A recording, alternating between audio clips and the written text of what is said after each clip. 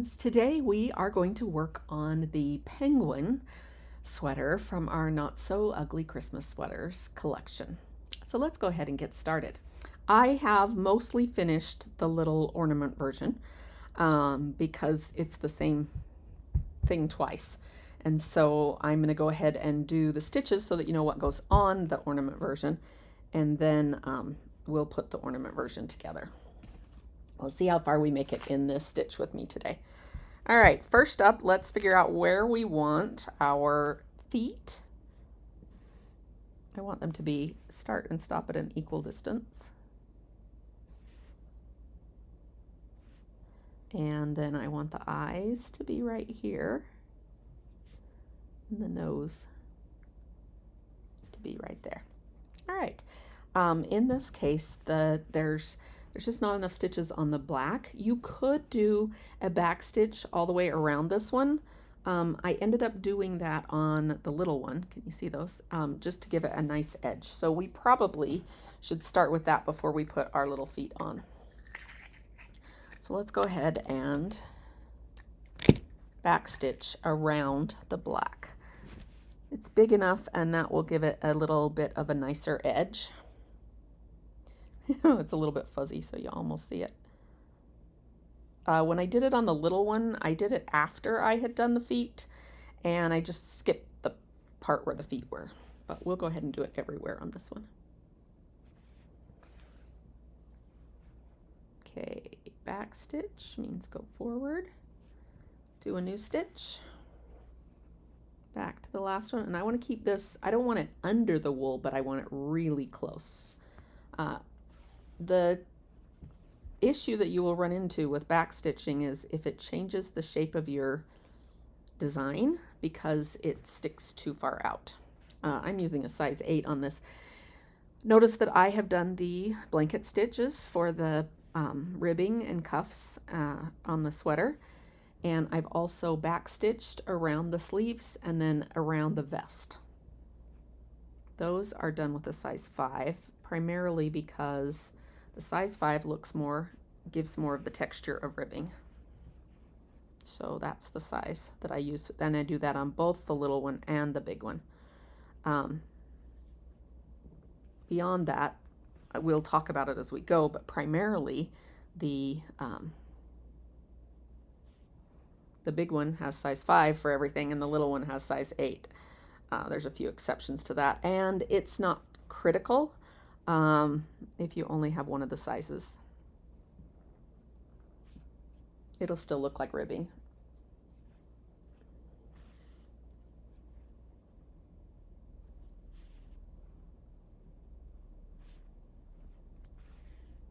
Now this one right here does not have any of the any back stitch around it. I felt like it just added bulk to the shape of it enough that it was more distracting.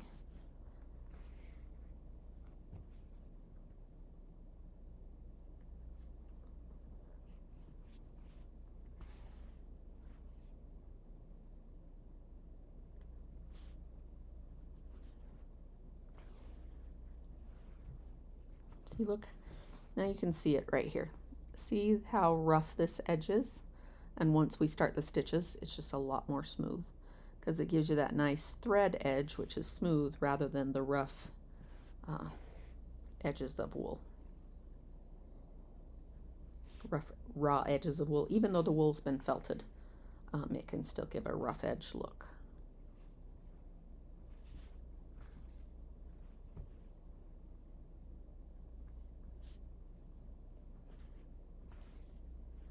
And I think while we have this thread on our needle, we're going to go ahead and do the eyeballs. The eyes.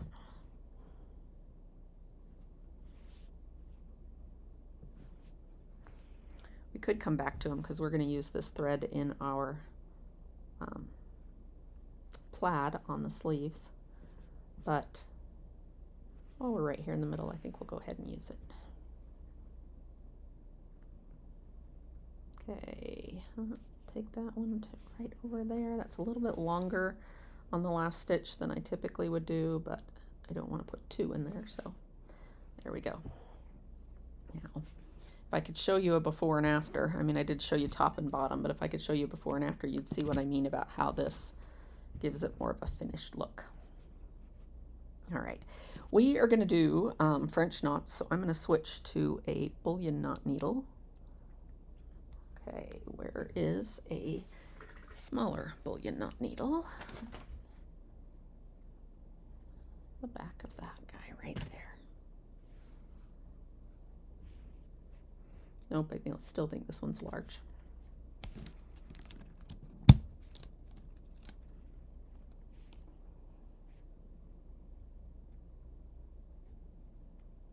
Okay, I don't want large eyes, so I'm going to go ahead and do either a 2-wrap French knot or a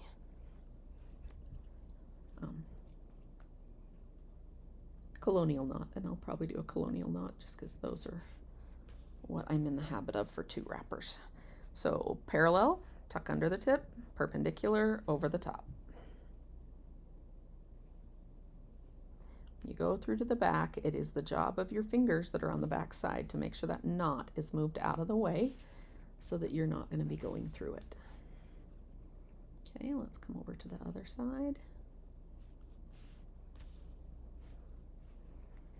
Parallel, tuck under the tip, perpendicular, over the top.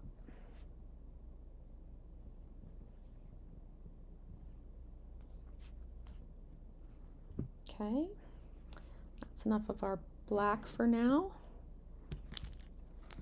The rest of the time we use it, we won't need a bullion knot needle, so I'm going to go ahead and remove it.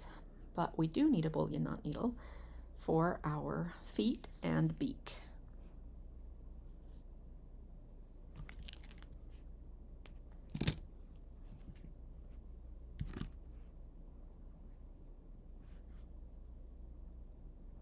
Beak does not need a bullion knot needle. The beak, we're going to do a little granito stitch. A granito stitch is a tiny little straight stitch that you do 3 times in the same place. And I'm going to make it a little bit longer than what I marked here. So there's 1. Come out in the same spot. There's 2.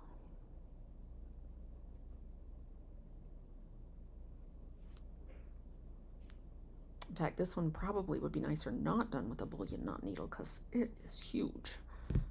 There we go. 1, 2, 3. And what that does is gives you a little stitch that's a little bit like a grain of rice. And that little grain of rice stitch that's there, the little kind of the bulk that it gives you there, is what we're looking for that beak. All right, let's do our bullion knots for the feet. We're going to go this way first.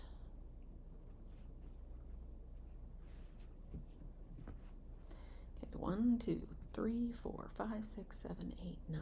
Let's see how tight does 9 stack. I think 9 will work. Let's pull that through. Don't let go until the very end when you're laying it down. And it'll give us just that little roll of web foot under there. Come over here and do the next one. Remember, we've got our little marks that tell us where to start and stop. But we want to keep it as close to the black as we can. Okay, let's wrap. 1, 2, 3, 4, 5, 6, 7, 8, 9.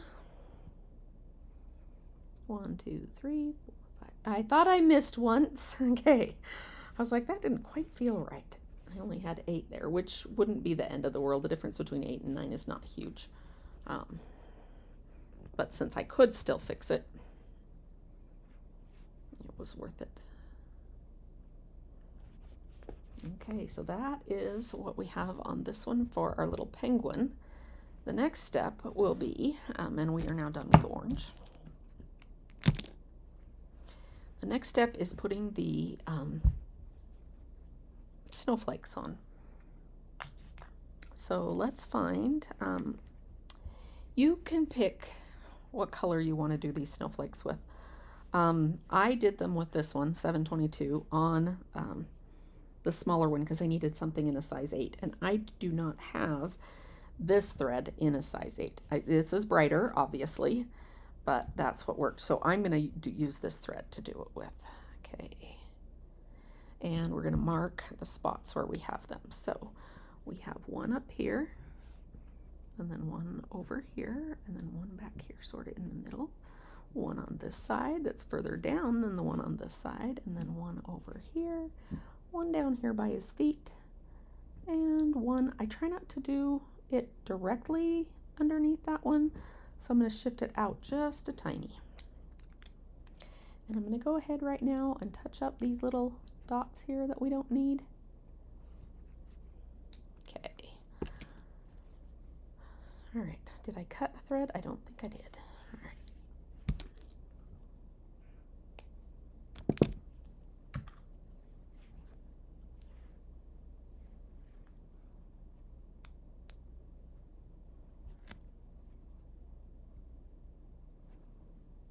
Okay, these are what's called a star stitch. It's like an asterisk with an extra little tack it down on the bottom or on the end. So let's do, remember an asterisk has 6 legs. So let's go, I usually do the straight up and down one first and then off to either side. It doesn't matter. Like it a little further away from the center. So there's 2. Whoa, why did I go straight across? Oops. Let's try that again. Like that's not the crisscross that I need. Okay, let's try that again. Let's come down here across. There we go. That's the one that's supposed to go straight across so that you can go back up. And then before I put that last one in, I want to come out right next to my trunk, or my first vertical stitch, and go down on the other side of that middle. And that's the part that's just the last little tack it in place. Okay, now I'm trying to make these about 1/4 of an inch tall. So 1/8 of an inch above my dot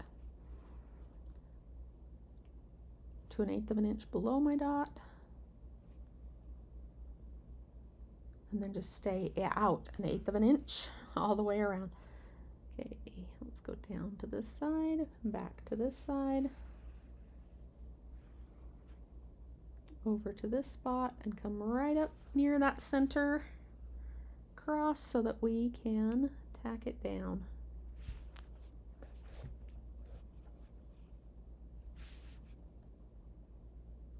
Eighth above,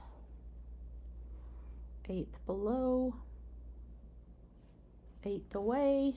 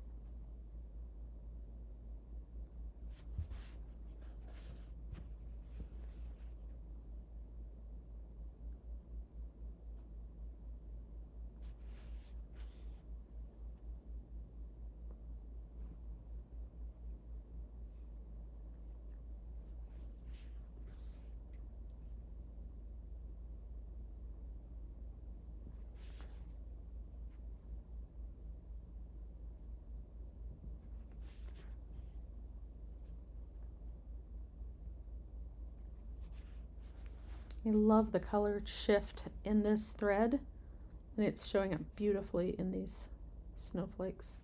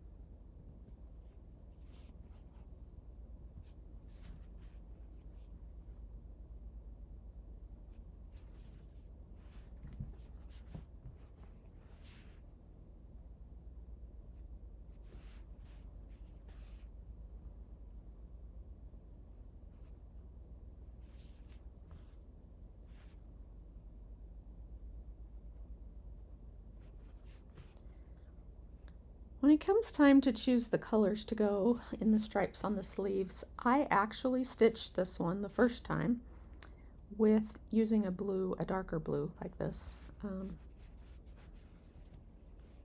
because I thought that that would look best. I was worried about the black standing out. It turns out we need the black. I didn't love it. When I got through, I was like, wow, that was a lot of work putting a stripe in that you can't even see because it matches the background so closely. And I had used a darker, I'd used quite a dark blue on it. I mean, it was still an aqua, but.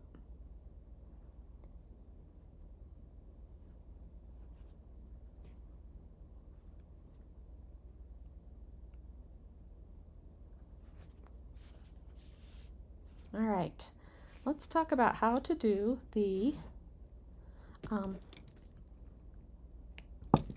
our stripes in the best way so that they look, what we're striving for is that every single one of them look like they were just straight lines the whole way along. So wherever we have seams, we cover them up with the next thread. So let's go through. I did this one first with the thickest that I have. Let's mark with this one first. And then when I did the white on these, I did one a little bit above and a little bit below, and I went back and put the black in between. And we're going to start with the black. Okay, let's find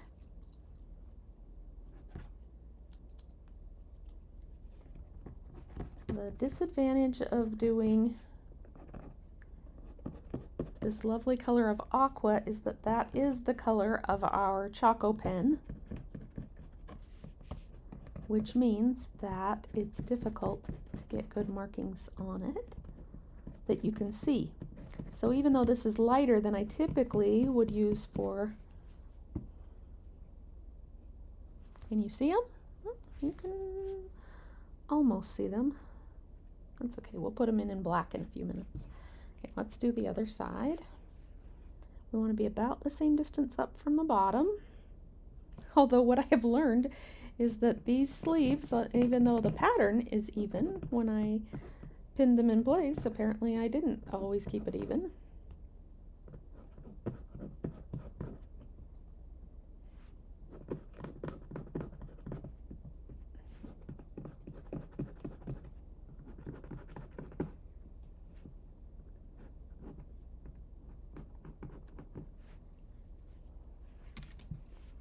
Okay, now we need our lines going the other direction, and those I kind of just winged it. So let's figure out a better plan than the just wing it plan.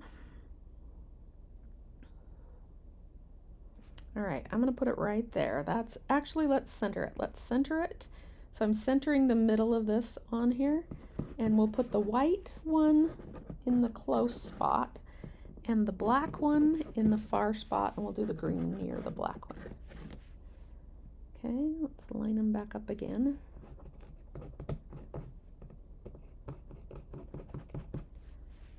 Okay.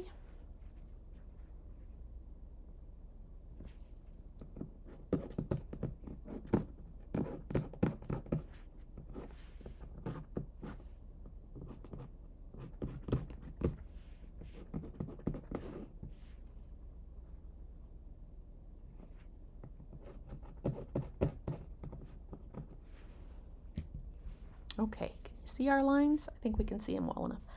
Let's start with, okay, we're going to use size 5 if we can. So let's start with a size 5 for our white. Oh, you know what? If we're going to do 2 whites on each one, I don't want a size 5. I want a size 8. I think a 2 size 1s will be too thick. So do I have one with a size 8? I do. It's not very long, but we'll start there. Okay. This one, we're first going to do this vertical one. So if I were really doing a perfect back stitch here, I would have to go a long way underneath, almost an inch underneath. So I'm not. I do forward one stitch and then back one stitch. And then see that's how far I'd have to go under. So I don't go that far. I just go back to where this one was.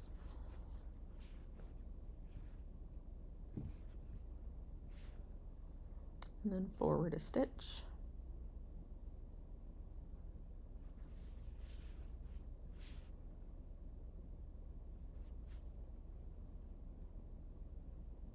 And then back to this one.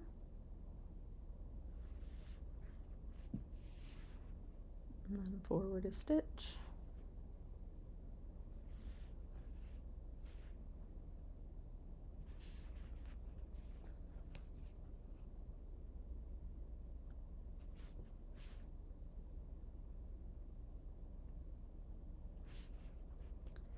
Okay, now we're going to switch and do black. And remember that the purpose of the black is to hide. Oh, I didn't do it on this side. That's okay. We're almost out of thread anyway, so we'll switch to black. Am I going to need turquoise again? Nope. Okay, then that makes that a good needle to use.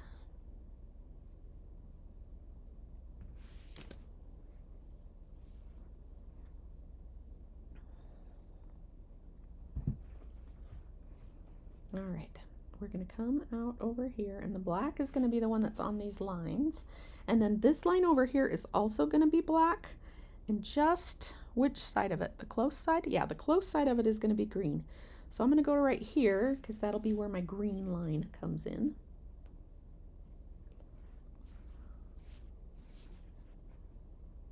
So see how this black is hiding the seam of my white one.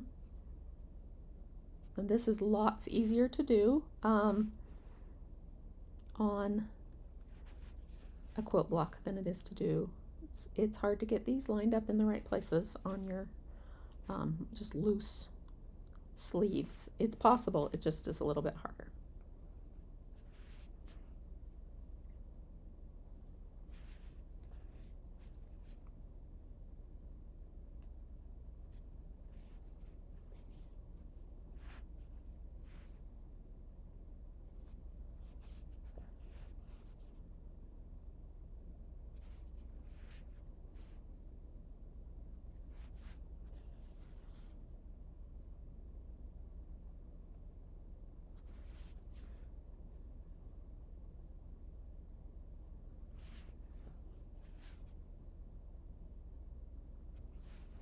Now you'll notice when I'm starting and stopping out here, I'm going just shy of that, well, most of the time, just shy of that line. And the reason for that is that I think that the thread out there gives it a nice finish. And so I don't want my little stripes to go beyond that. They don't have a good stopping place if they go beyond that.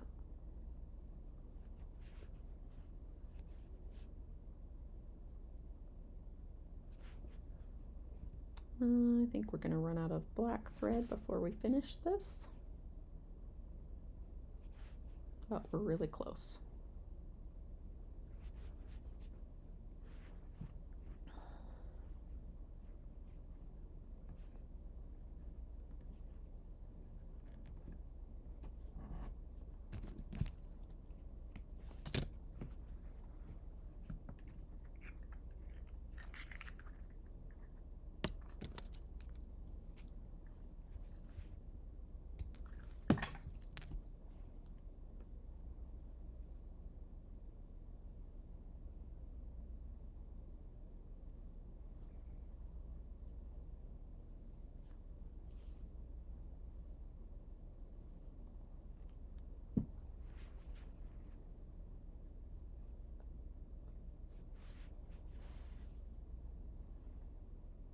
Okay, as green comes down,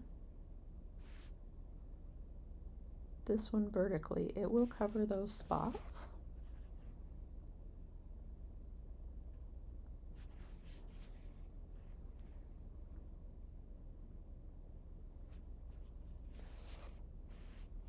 But now we need to do our stripe down this one.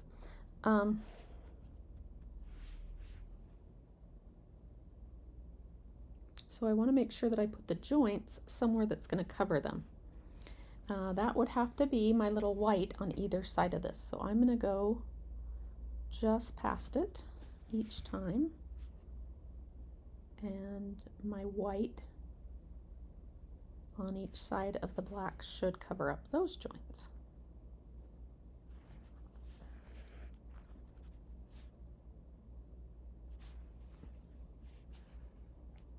Remember, one time you'll be going forward and the next time you'll be doing a back stitch, or your threads are too long on the back.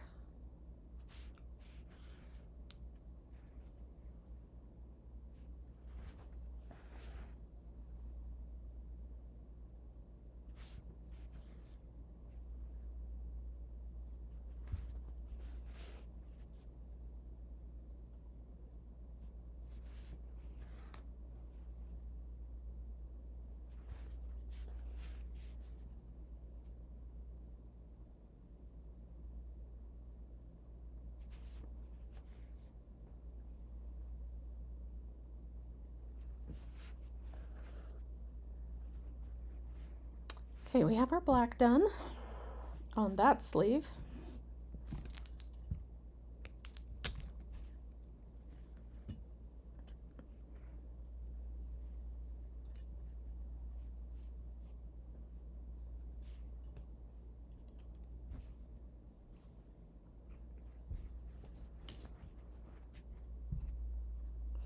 So many threads floating around here now. Okay, what we still need to do is some green. Where's my green?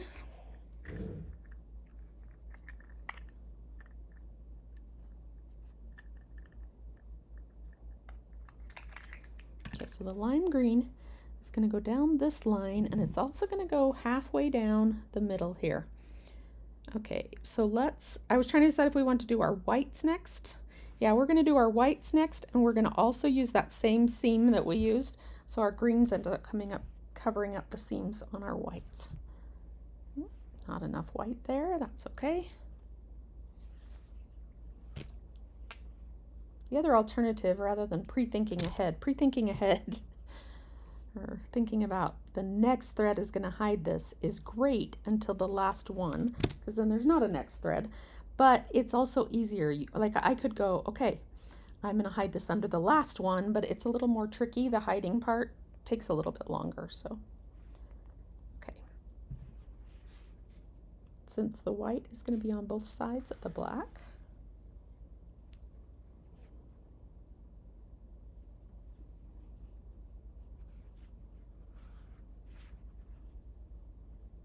it's going to hide the joints that we just put in the black. And our joint's going to be in the same place so that the green, same place as the black, so the green can hide it. So we're going to do one on each side of the black, close, about a 1/16 of an inch away from the black.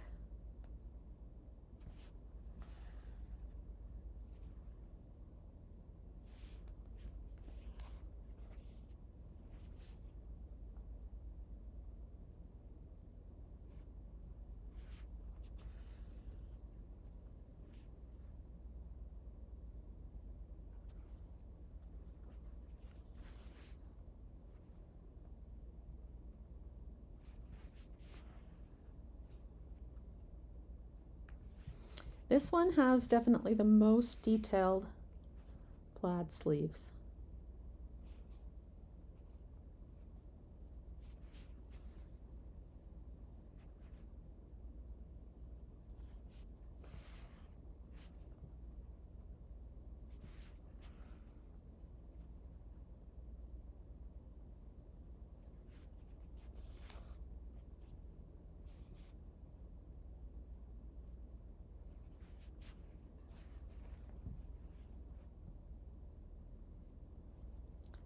Okay.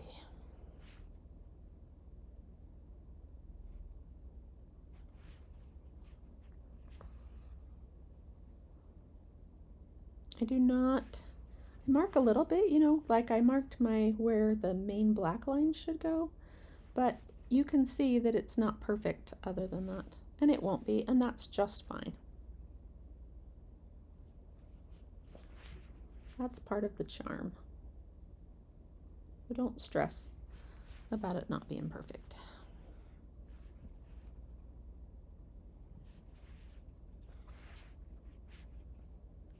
I keep forgetting the second white one on the other side. See, I forgot it on that one too.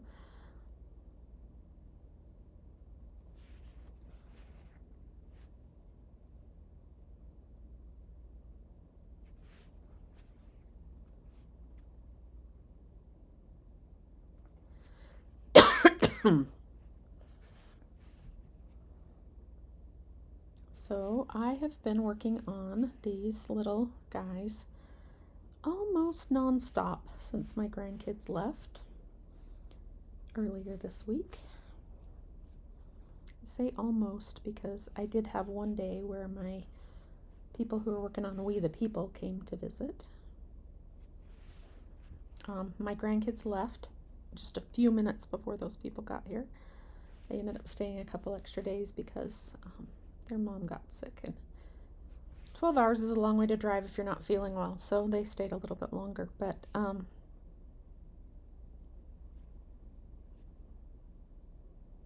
yeah, I have just been working on these guys since then, and I thought I would take Wednesday and Thursday and just record the videos because I'm almost done anyway. And it turns out I had a lot more left than I thought. I knew that I had a few of the little sweaters that weren't done ready for the recording stage, but I didn't think about how long it would take me to do this part of each one of them. Because in my mind, because the little ones had already been done, I was nearly done. And it was not quite that smooth. So, 4 days later, this is my last one. And then I cannot wait to turn it into a quilt. I know it's going to be so cute. And I'm going to make my plan is to make a woolly tree. I have the stuff. If I can find my Hobby Lobby bags, I have the stuff to make it, the wire and the tape. And maybe I'll put together an instructional video for how I made it.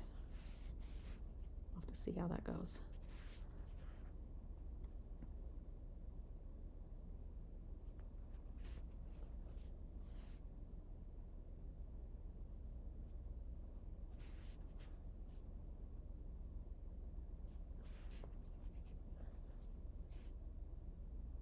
Okay, we are down to our last color, which is the green. So first let's do the vertical green.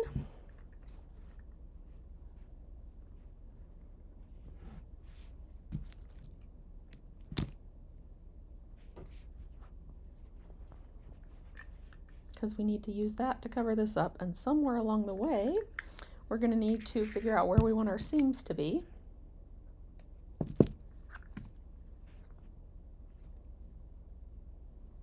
So that they can be covered up by the next stitch. Well, we know that our green is going to go partway in between here, so that is where our seam will be, is in that spot. And then what we have to figure out is where we're going to do the seam when we do those horizontal ones. And then we'll start the whole thing over for the other sleeve. All right, so come out right here. And we're going to go over top of those seams and right to the middle. And again, this is one of those. One stitch goes forward, the next stitch is a back stitch. The next stitch goes forward.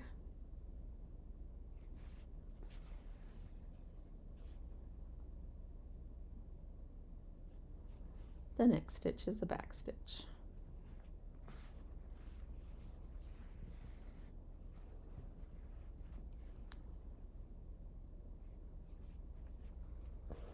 Back,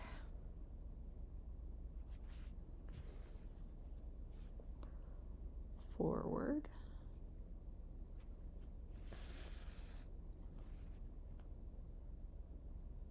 back.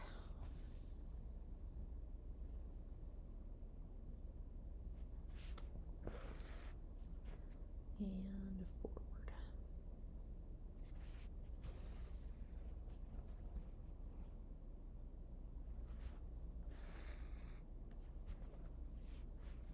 Now this one, that's halfway in between. My first one, I'm just going to go over the whole, I'm going to go under this guy right here. But it's not too wide. I can just do him in one stitch. Then from here on out, it has to end somewhere, and so it needs to cover this seam. And then I want it to end somewhere that I'm trying to make it look like there's no seams in it. So I'm going to go, I'll go across the top here, and I'm just going to go part way under that white right there. I don't know if that size 8 white is enough to hide this. Hopefully it is.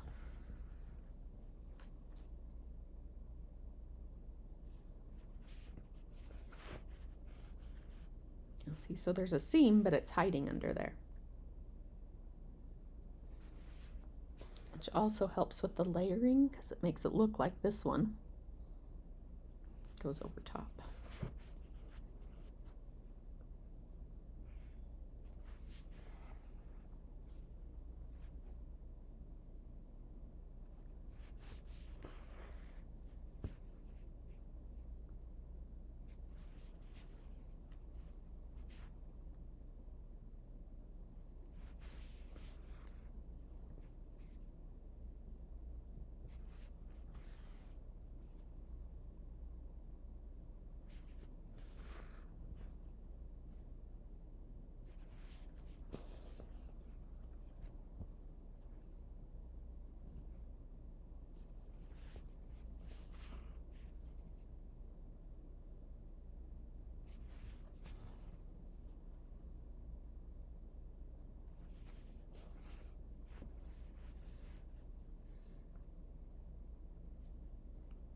This is hard if you start right here and come out to stay underneath it. So I always, when I'm trying to tuck them like this, I always go down underneath that thread. They never come out from that spot. It's too hard to hide.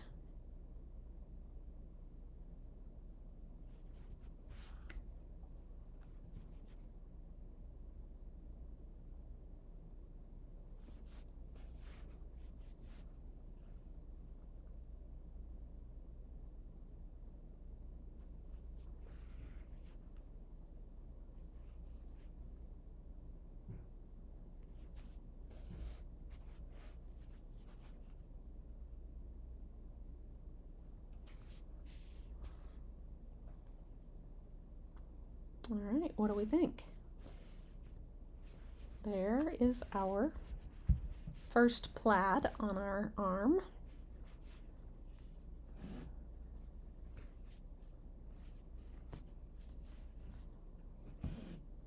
Now,